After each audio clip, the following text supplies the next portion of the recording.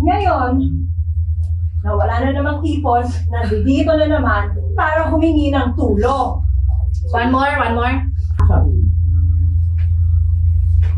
Nakulong yan dahil sa pagnanakaw.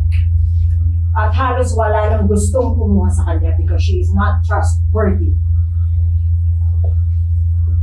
At ngayon, wala na namang ipon, nandito na naman para humingi ng tulong. Sorry.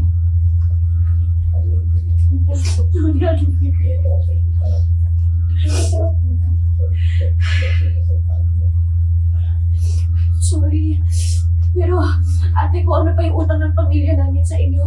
Huwag ka mag-alala, pagtatrabahuhan ko yun. Ano pagtatrabahuhan? Ano sinasabi mo?